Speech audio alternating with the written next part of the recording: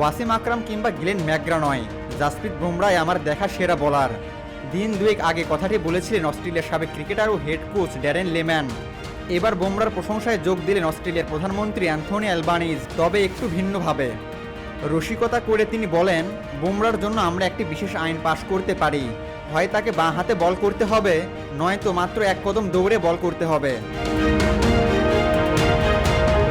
অ্যালবানিজের এই মন্তব্যের পেছনে রয়েছে চলমান বর্ডার গাভাস্কার ট্রফিতে বুমরার ভয়ঙ্কর বোলিং পারফরম্যান্স। অস্ট্রেলিয়ার মাঠে বোলিংয়ে যেন আগুন ঝরাচ্ছেন টেস্ট ক্রিকেটের নাম্বার 1 এই বোলার।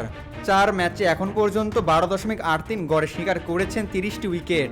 দ্বিতীয় স্থানে থাকা প্যাট কামিন্সের থেকে 10টি বেশি। সিরিজে ভারতের নেওয়া 44.78% উইকেটই তার। এমন কিছু যেন এর আগে কখনোই মোকাবেলা করেনি অজি ব্যাটাররা। এমনকি 21 শতকে ক্রিকেট বিশ্ব এর আগে এমন কিছু দেখেছে কিনা তা নিয়েও হচ্ছে আলোচনা। 5 ম্যাচের সিরিজে 21 শতাব্দীতে এখন পর্যন্ত সেরা পেস বোলিং রেকর্ড মিচেল জনসনের দখলে। 2013-14 অ্যাশেজে 37টি উইকেট নিয়েছিলেন তিনি। তবে বুমরার সাম্প্রতিক ফর্মে সেই রেকর্ড ভাঙার সম্ভাবনা প্রবল। বাংলাদেশ সময় 3 তারিখ ভোরে সিডনিতে শুরু পঞ্চম সিরিজের নির্ধারণী টেস্ট। শেষ ম্যাচে জাসপ্রীত বুমরাকে উইকেট শিকার থেকে বিরত রাখতে নিশ্চয়ই নতুন কোনো পরিকল্পনা করছে স্বাগতিকরা। তবে দলের কাজটা সহজ করতে একটা আইন চালু করতে পারেন অস্ট্রেলিয়ার প্রধানমন্ত্রী অ্যান্থনি অ্যালবানিজ।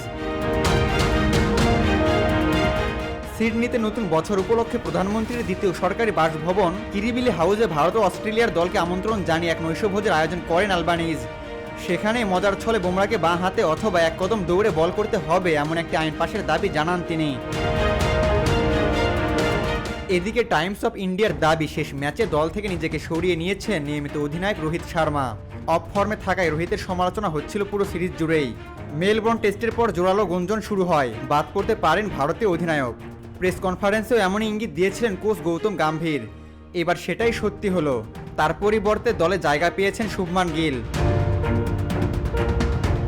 অন্যদিকে সিডনি টেস্টে মাঠে অনফিল্ড আম্পায়ার হিসেবে থাকবেন বাংলাদেশের শরফুদ্দৌলা সৈকত। মেলবোর্নে বক্সিং ডে টেস্টে থার্ড আম্পায়ার হিসেবে সাহসী সিদ্ধান্ত দেওয়ার পর এবার মাঠে আম্পায়ারিংয়ের সুযোগ পাচ্ছেন তিনি। আবু তালহা, অনফিল্ড।